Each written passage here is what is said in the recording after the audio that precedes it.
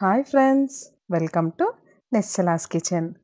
ఈరోజు నిశ్చలాస్ కిచెన్లో ఒక super delicious and special non vegetarian dish. ఈ పాటికే అర్థమైపోయింది కదూ, రొయ్యలు గుడ్లు కూర. ఈ స్టైల్లో చేసే గ్రేవీ కర్రీ మీకు యూట్యూబ్లో ఎక్కడా దొరకదు. ఎలా తయారు చేసుకోవాలో చూద్దామా? మొదట ఒక మసాలాని రెడీ చేసుకోవాలి. దానికోసం ఒక చిన్న కొబ్బరి ముక్క, 1 ఇంచ్ అల్లం, 12 వెల్లుల్లి రెబ్బలు, 2 ఇలాచీ, అర ఇంచ్ దాల్చిన చెక్క, 6 లవంగాలు అండ్ 1 టేబుల్ స్పూన్ ధనియాల పొడి. ఇవన్నిటిని కొంచెం వాటర్ వేసి ఫైన్ పేస్ట్ చేసుకుని రెడీగా ఉంచుకోవాలి. ఇప్పుడు ప్రాసెస్ చూసేద్దాం. ప్యాన్లో ఒక 4 నుంచి 5 టేబుల్ స్పూన్ల వరకు ఆయిల్ వేసి, ఆయిల్ వేడైన తర్వాత ఒక పెద్ద కప్ సన్నగా చాప్ చేసుకున్న ఉల్లిపాయలు వేసుకోవాలి. ఉల్లిపాయలు కొంచెం వేగిన తర్వాత, అంటే ఒక 30% ఉల్లిపాయలు వేగిన తర్వాత రొయ్యలు యాడ్ చేసుకోవాలి. ఇక్కడ నేను 1 కిలో రొయ్యలు తీసుకున్నాను. అంటే 1 కిలో తొక్కతో ఉన్న రొయ్యలు తీసుకుని క్లీన్ చేసుకున్న తర్వాత ఇన్ని వచ్చాయి. సో మీరు కొలతగాని తీసుకుంటే ఇలా మీడియం సైజ్ రొయ్యలు 1 కిలోకి ఇప్పుడు నేను చూపించే మెజర్మెంట్స్తో చేస్తే కరెక్ట్గా ఉంటుంది. ఇప్పుడు క్లీన్ చేసుకున్న రొయ్యలు 30% వేగిన ఉల్లిపాయల్లో వేసి బాగా కలుపుకోవాలి. ఇప్పుడు ఈ ఉల్లిపాయలు రొయ్యలు ఇలా వేగుతూ ఉండగానే ఇందులో కూరకి సరిపడా పసుపు, ఆ తర్వాత ఉప్పు, ఈ రెండిటిని కూడా యాడ్ చేసుకుని బాగా కలుపుకోవాలి. ఇక్కడ నేను ఫస్ట్ పసుపు వేసి ఒక్కసారి కూరని కలుపుతున్నాను. ఆ తర్వాత సాల్ట్ యాడ్ చేస్తున్నాను.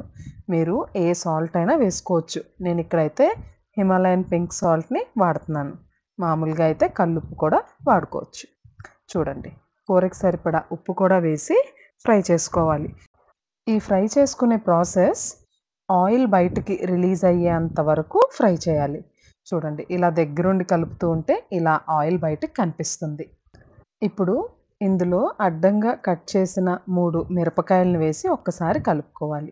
తర్వాత మీ స్పైస్ లెవెల్స్కి తగ్గట్టు మిరప్పొడి కూడా వేసుకుని కలుపుకోవాలి. ఇప్పుడు మళ్ళీ దీన్ని దగ్గరుండి కలుపుకుంటూ ఆయిల్ బయటకు రిలీజ్ అయ్యేంత వరకు ఫ్రై చేయాలి.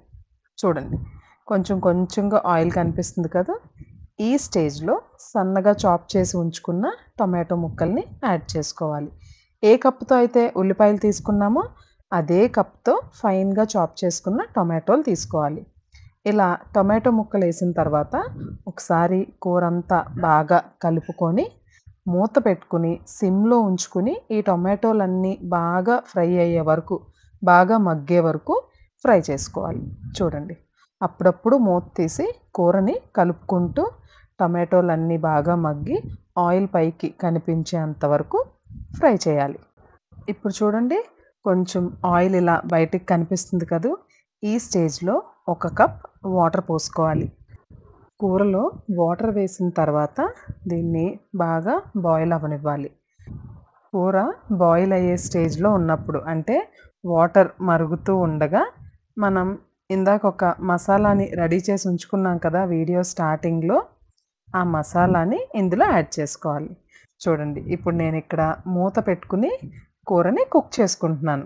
చూసారా, బాయిల్ అయ్యే స్టేజ్ అంటే ఇది. ఇలా బుడగలు కనిపిస్తూ బాగా ఉడుకుతున్నప్పుడు మూత తీసి మనం రెడీ చేసి ఉంచుకున్న మసాలాని ఇందులో యాడ్ చేసుకోవాలి.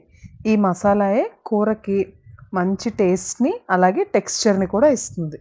ఇప్పుడు వరకు మన కూర కొంచెం లైట్ గ్రేవీగా ఉంది కదా, ఇప్పుడు థిక్ గ్రేవీగా తయారవుతుంది. ఒకసారి మసాలా వేసుకున్న తర్వాత కూరని బాగా కలుపుకుంటే ఇలా థిక్గా తయారవుతుంది. ఆ తర్వాత ఆ మసాలా కప్లో కొంచెం వాటర్ పోసుకుని తిప్పి ఆ వాటర్ని కూడా ఇందులో యాడ్ చేసేసుకోవాలి. ఇప్పుడు మళ్ళీ మూత పెట్టుకుని మీకు ఏ టెక్స్చర్లో అయితే కూర కావాలో ఆ టెక్స్చర్ వచ్చేంత వరకు అప్పుడప్పుడు మూత తీసి కలుపుకుంటూ బాయిల్ చేసుకోవడమే. సైమల్టేనియస్గా నేను ఇక్కడ 4 బాయిల్డ్ ఎగ్స్ని ఒక ప్యాన్లో ఆయిల్ వేసి ఇలా ఫ్రై చేస్తున్నాను. ఫ్రై చేసేటప్పుడే 1 స్పూన్ పసుపును కూడా ఇందులో యాడ్ చేస్తున్నా. ఈ గుడ్లని జస్ట్ అలా పసుపు వేసిన వెంటనే తీసేయకూడదు. గోల్డెన్ బ్రౌన్ కలర్ వచ్చేంత వరకు ఈ గుడ్లని ఇలాగే ఫ్రై చేయాలి. ఒకవేళ మీకు బాయిల్డ్ ఎగ్‌ని ఇలా ఫ్రై చేయడం ఇష్టం లేకపోతే బాయిల్ చేసి డైరెక్ట్‌గా అయినా వేసుకోవచ్చు. కానీ ఇలా బాయిల్ చేసి వేస్తే special taste and also texture. చూడండి ఇప్పుడు మన బాయిల్ అయ్యే కర్రీలో నేను ఎగ్స్‌ని వేసేసాను. ఈ కర్రీ చపాతీలోకి, జీరా రైస్‌లోకి ఆర్ అన్నంలోకి, పూరీల్లోకి దేనిలోకైనా బావుంటుంది. మీకు ఏ టెక్స్చర్‌లో అయితే మీకు కర్రీ కావాలనుకుంటారో ఆ టెక్స్చర్‌లో స్టవ్ ఆఫ్ చేయొచ్చు. ఇక్కడ నేనైతే ఇలా సెమీ గ్రేవీ అయిన తర్వాత స్టవ్ ఆఫ్ చేస్తున్నాను. ఈ గుడ్లు, రొయ్యలు కాంబినేషన్ అనేది చానా బావుంటుంది. ఈ స్టైల్ ఆఫ్ కర్రీ యాక్చువల్‌గా వైజాగ్ స్పెషల్. మీరు కూడా ట్రై చేస్తారు కదూ! ట్రై చేసి మీకెలా కుదిరిందో కామెంట్ సెక్షన్‌లో తప్పకుండా తెలియజేయండి. అండ్ మీ ఫ్రెండ్స్ అండ్ ఫ్యామిలీ మెంబర్స్‌తో కూడా షేర్ చేసుకోండి. Bye. Thanks for watching Nischala's kitchen.